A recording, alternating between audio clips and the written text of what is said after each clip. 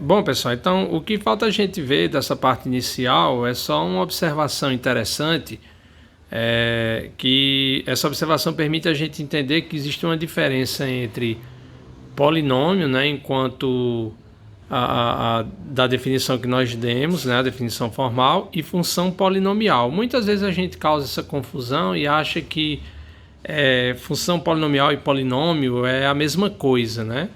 Visivelmente, até que a gente pode achar que sim, mas em termos de teóricos, né, em termos de teoria, existe uma diferença entre eles, tá? Para a gente entender isso, vamos fazer aqui uma observação que é a seguinte, ó. A notação formal de polinômios que a gente deu aqui, ela tem um sentido do porquê de ter sido feita assim. Ela é conveniente porque ela é bem conveniente, mas ela esconde um pouco a priori o significado do que significa assim determinada x, justamente no sentido do que eu acabei de falar. Se a gente olhar só para a expressão de p de x como a gente definiu, né? Mesmo quando a gente falou lá da questão de grau, de existir um grau, a gente tem uma confusão entre, por exemplo, que seria polinômio e função polinomial, né? Justamente por conta do significado dessa indeterminada x. Mas aí observe que quando a gente considera nossos polinômios, né, dados a priori, a gente definiu polinômios como sendo o quê? Como sendo expressões formais onde a gente tem uma indeterminada x e a gente escreve o p de x dessa forma para determinados elementos no corpo K, no domínio D, A0, A1, A n, assim por diante, tá?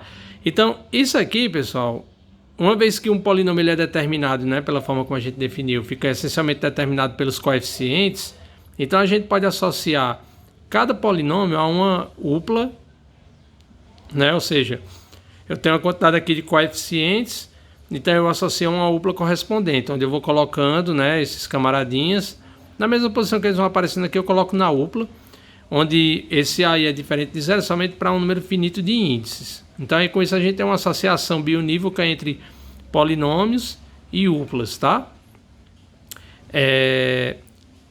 E com a canônica definição de igualdade entre uplas, porque essa canônica definição de igualdade, que duas uplas são iguais, somente se os elementos de mesma posição em cada uma delas é igual. Então isso aí vai coincidir com a igualdade que a gente definiu para polinômios, tá?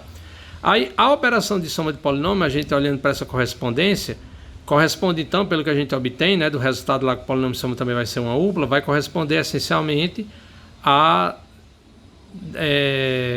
operação natural de soma de uplas, né? Ou seja, quando a gente pega dois elementos desse aqui, a maneira usual de somar é você pegar, vai ser uma upla, onde em cada posição eu somo os termos de mesma posição nas uplas participantes da soma, tá?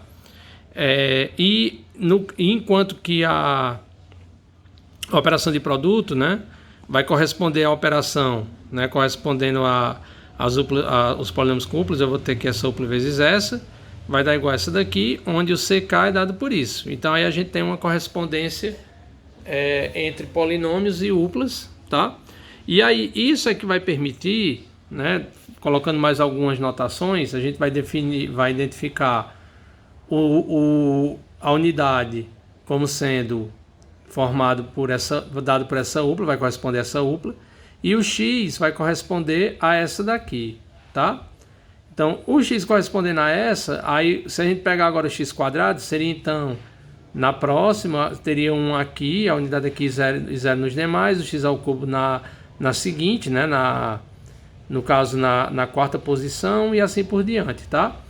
E fazendo essa correspondência, né, dessas duas coisas e dessa soma como sendo isso aqui, tá? Porque justamente essa soma, a partir disso que a gente fez, dá a entender justamente isso, que quando eu olho para o x quadrado vai aparecer um aqui, né? E aí quando a gente, nessa posição, o x ao cubo na próxima e o resto tudo zero e assim por diante. Então quando eu pego essa soma, o que é que eu vou fazer? Eu estou pegando o A0, né? No caso do A0, ele vai corresponder, vai ser A0 vezes 1, seria A0 vezes isso aqui, né? Então seria justamente quem? Uma upla onde eu tenho o A0 na primeira posição, todas as outras posições iguais a zero. O A1x, como o x está nessa posição, você vai multiplicar o A1 por cada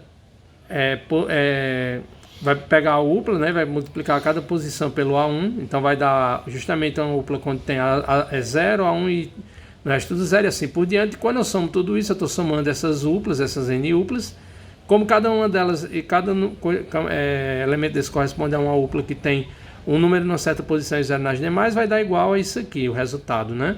Então aí a gente, de fato, com essa associação, a gente tem uma realização concreta através dessas uplas, das noções de indeterminada e de um polinômio nessa indeterminada, tá? Ou seja, a indeterminada, né, quando a gente olha para essa associação em termos de upla, a indeterminada x, ela vai dizer essencialmente que upla eu estou considerando. Ou seja, se eu pegar x, eu estou pegando uma upla que tem 1 na segunda posição, 0 nas demais, se for x ao quadrado, tem 1 na terceira posição, 0 nas demais e assim por diante. E o polinômio, quando a gente considera um polinômio nessa indeterminada, essencialmente o que a gente está pegando é cada upla dessa multiplicando por um certo elemento do corpo, ou do corpo K, do domínio D, e depois somando para obter uma upla desse tipo aqui, né? Que ela tem todos os seus elementos iguais a 0 a partir de uma certa posição, tá? Todas as posições iguais a 0, melhor dizendo, a partir de um certo índice. A maneira correta de dizer é essa, tá bom? E aí, isso é que nos possibilita melhor entender a diferença entre polinômio e uma variável sobre um corpo K e... entre funções polinomiais em uma variável sobre um corpo K e polinômio indeterminado sobre esse corpo K. Função polinomial, porque como é que a gente define função polinomial, né? Função polinomial em uma variável sobre um corpo K, a gente entende como sendo uma função de K em K, f, onde existem números, onde existem elementos, melhor dizendo, A0 até N pertencentes a K, tal que para todo U em K, f de U é justamente quem? A0 mais A1U mais A1 a N U elevado a N, tá? Então, assim, a gente vê que no primeiro momento isso parece ser a mesma coisa, só que diferentemente lá do caso de polinômio, lá a gente só considerava os coeficientes, independente de quem fosse o x, a expressão do polinômio era dada daquela maneira. Só que no caso de uma função polinomial, a gente está vendo que o que você pega você considera os coeficientes e você calcula essa soma para cada u, né? Aí você tem o valor de f de u, tá? Então, ou seja, a função polinomial é quando a gente pega... seria, num certo sentido, quando a gente pega o polinômio e avalia todos os valores que essa expressão pode assumir quando o x assume todos os valores possíveis no corpo K, tá? Aí a gente tem que uma função polinomial f sobre um corpo K ela é identicamente nula se f de u for o elemento, for o zero, né, o elemento da soma de K para todo u em K, tá? Observem que aqui já aparece uma diferença entre o que é função nula e polinômio nulo, porque a função nula, observem que diz que ela é f de u igual a isso para todo u igual a zero para todo u igual a k. No caso de polinômio, o polinômio ele é nulo quando todos os coeficientes, somente na condição somente se todos os coeficientes são nulos, né? Aí você diz, mas não é a mesma coisa? Não, pelo seguinte, pelo que está escrito aqui abaixo, ó, nesse outro parágrafo. Para entender que existe uma diferença justamente aí, e essa questão da associação cúpulas vai deixar isso bem mais claro também, a gente tem que considerar K igual a ZP com P', a gente sabe que isso aqui é um corpo, né? E aí a gente sabe, uma coisa que a gente sabe nesses tipos de corpos é que quando eu pego, para todo elemento que pertence a K, quando eu pego U igual a P e elevar o P, isso dá o próprio U, tá? Isso é uma coisa que acontece em todo o corpo desse tipo. Tá? Então verifiquem essa igualdade aqui. É fácil, vocês olhem, façam verifiquem isso para um P fixo, né? Por exemplo, se a gente pegar o P igual a 3, né, a gente vê facilmente que todo elemento de C3, que no caso é quem? É o 0 barra, 1 barra e 2 barra. Quando você pega esse camarada e eleva ao cubo, dá igual a ele mesmo. Claro, no caso do 1 ao cubo, 1 barra ao cubo é a mesma coisa pela definição de operação de multiplicação nesse conjunto, isso é a classe de 1 ao cubo, que 1 ao cubo é 1, então a classe de 1 barra ao cubo é 1 barra. O 2 barra ao cubo, isso vai ser 2 ao cubo barra, então dá 8 barra, Quando a gente divide 8 por 6, fica resto 2. Então vai dar justamente a classe do 2 barra, tá? E o 0 barra, obviamente, é o cubo, dá o 0 barra. Mas aí a gente pode provar que isso aqui é verdade para todo corpo desse tipo, tá? E aí, se a gente considerar então, como isso aqui, ó, como esse camarada é igual a esse para todo U em K, então a diferença dos dois para todo U em K, ela é 0. Ou seja, se a gente considerar a função polinomial f de zp em zp dada por f de y igual a y elevado a p menos y, essa função é identicamente nula sobre zp, tá? Mas vejam que se eu olhar para essa expressão agora, independente de eu dar um valor específico para o y, se eu olhar isso aqui como um polinômio, a gente vê que isso aqui não é o polinômio nulo, porque para ele ser o polinômio nulo, ele teria que ter todos os coeficientes iguais a 0, tá? E só que, obviamente, não é o que vai acontecer, porque pela nossa definição de polinômio indeterminada, esse polinômio aqui, ele não vai ser nulo, como está dizendo aqui, né? Em termos de uplas, ele vai ser dado por esse polinômio, ó. Porque esse camarada aqui é o coeficiente do termo de grau 1, então pela associação lá que a gente fez, ele vai estar aqui, né? O menos vai estar nessa posição. E o coeficiente do XAP vai estar na P mais 1ª posição. Então, o polinômio nulo, ele pela nossa associação com uplas, ele corresponde à upla que todas as entradas são 0. Então, claro, para qualquer outro polinômio ser, o polinômio tem que coincidir quando a gente representar em termos de upla com essa, que não é o caso desse polinômio. Esse polinômio, quando a gente representa em termos de upla, dá isso aqui, ó. Então, claramente, ele não é o polinômio nulo. Então, a gente está vendo que existe uma diferença entre a gente olhar para uma expressão desse tipo aqui como polinômio ou como função, né? Nesse caso, existe uma diferença, não é a mesma coisa, tá? Ou seja, isso quer dizer que dois polinômios distintos, eles podem... E quer dizer que a gente pode pegar qualquer polinômio desse tipo aqui, o y sendo indeterminado, a gente vai ter várias expressões desse tipo, mas todas elas, quando olhar como função, vai dar a função nula, mas como em termos de determinado, a gente não vai ter isso. Então a gente pode ter mais de uma função, né? Dois polinômios distintos, eles podem induzir a mesma função polinomial sobre um corpo, tá?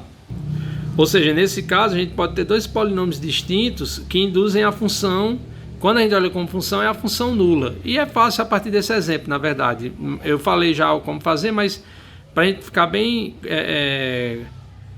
convencido disso, basta a gente pegar esse polinômio aqui, ó, tá? E, por exemplo, multiplicar esse termo aqui e esse outro por um elemento qualquer de ZP.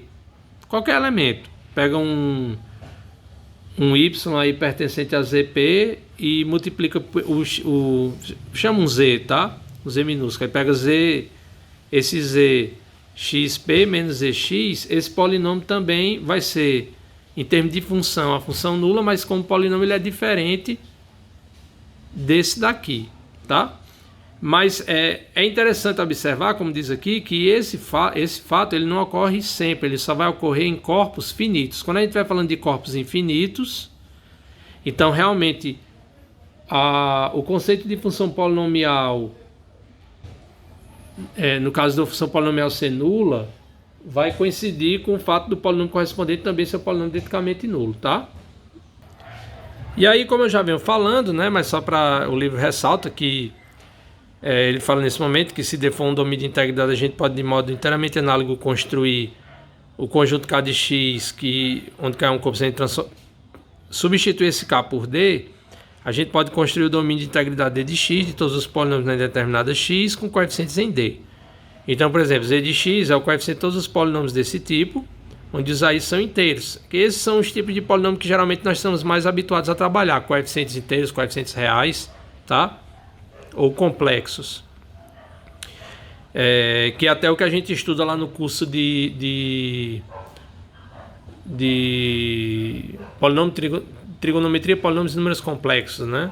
O teorema fundamental da álgebra, por exemplo, ele é enunciado, no caso, quando a gente considera para polinômios que estão definidos em C, com os coeficientes em C, tá? E um outro exemplo importante que a gente também pode conseguir através da construção anterior é do domínio K de XY, dos polinômios em duas indeterminadas x e y, coeficientes em um corpo K. Então, de fato, a gente pode, para isso, o que é que a gente faz? A gente constrói primeiro o domínio de DI, quer dizer, a gente constrói esse conjunto. É só a gente enxergar isso aqui da seguinte maneira. Primeiro a gente constrói K de x, né, que tem que ser um domínio chamado de D, e a partir de K de x a gente constrói o domínio D de y, da mesma maneira, tá? Ou seja, os coeficientes, a gente vai olhar primeiro para os polinômios em uma indeterminada x com coeficientes em K, aí depois a gente vai definir todos, nesse conjunto D a gente define todos os polinômios em uma indeterminada x com coeficientes em D, tá? E aí a gente obtém polinômios então com duas indeterminadas, certo? E aí umas coisas que decorrem disso, por exemplo, é que nesse conjunto, se a gente pega x vezes y, e y vezes x vai dar a mesma coisa, que é decorrente da operação, tá? E de modo análogo a gente pode estender essa construção para um domínio onde a gente tem polinômios com n indeterminados, tá? Então o que a gente vai ver no próximo vídeo já são alguns resultados. Quando é que a gente obtém, ao passo que a gente substitui lá o z no conjunto dos polinômios z de x por um k, um d, quais daqueles resultados que a gente está habituado em z, como o algoritmo da divisão, questão de polinômio irredutível, como é que isso funciona de modo mais geral, né, na teoria que a gente está estudando. Beleza? Então até a próxima, um abraço a todos.